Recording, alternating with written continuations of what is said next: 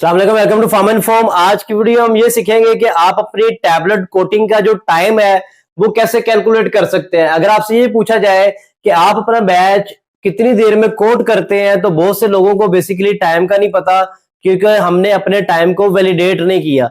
तो आज की वीडियो आपके लिए बहुत इंपॉर्टेंट है, क्योंकि अगर हम कोटिंग टाइम को वैलिडेट करेंगे मीन हम ये कैलकुलेट कर सकते हैं कि हमारा कौन सा बैच कितनी देर में खत्म होगा।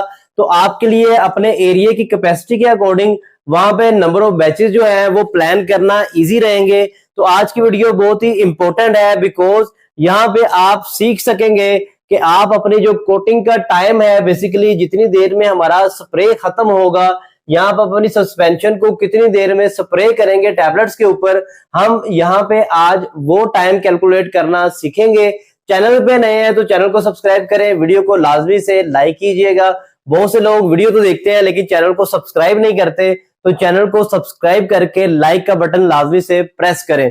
तो हमारे पास एक सिनेरियो है जिसमें हमारे पास बैच साइज है 300 किलोग्राम और जो कोटिंग सस्पेंशन हमने प्रिपेयर की है वो है 80 लीटर। अब हमने ये देखना है कि इस 80 लीटर को स्प्रे करने के लिए हमें कितना टाइम रिक्वायर्ड है। आम रूटीन में तो जब हम सस्पेंशन स्प्रे स्टार्ट कर देते हैं, जब बैच हमारा खत्म होता है तो ऑपरेटर हमें बता देता है जी आपका बैच इतनी देर में खत्म हुआ है।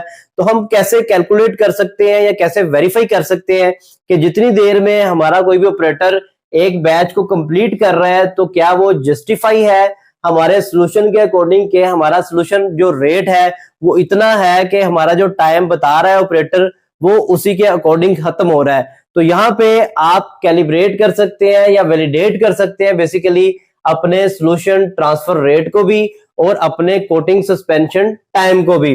तो हमारे पास हम फाइंड आउट करना चाहते हैं कि ये जो 80 लीटर कोटिंग सस्पेंशन है ये हम कितनी देर में डिलीवर कर सकेंगे अपनी टैबलेट्स के ऊपर। और यहाँ पे हमारे पास जो नंबर ऑफ गन इंस्टॉल है वो 4 है। अब यहाँ पे हमें करना क्या पड़ेगा, सबसे पहले तो हमें देखना पड़ेगा कि बेसिकली हमारा जो पेरिस्टाल्टिक पंप है वो कितने आरपीएम पे चल रहा है, कितने हार्ट्स पे चल रहा है। तो इसको सादा जुबान में हम ये सबसे पहले देखेंगे कि हमारा जो सोल्यूशन ट्रांसफर रेट है वो कितना है। बहुत से एडवांस टाइप ऑफ कोटर्स में ये कैलकुलेट करना बहुत इजी है, बिकॉज वहां पे फ्लो मीटर लगा होता है।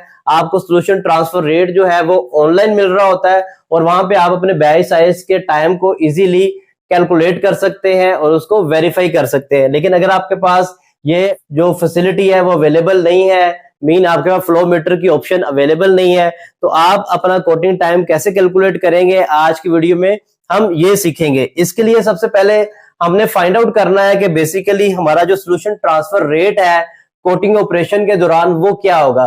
तो हम सपोज ये करते हैं कि हमारा जो सोल्यूशन ट्रांसफर रेट है वो हमें यहाँ पे नहीं पता क्योंकि हमारे पास फ्लो रेट नहीं है।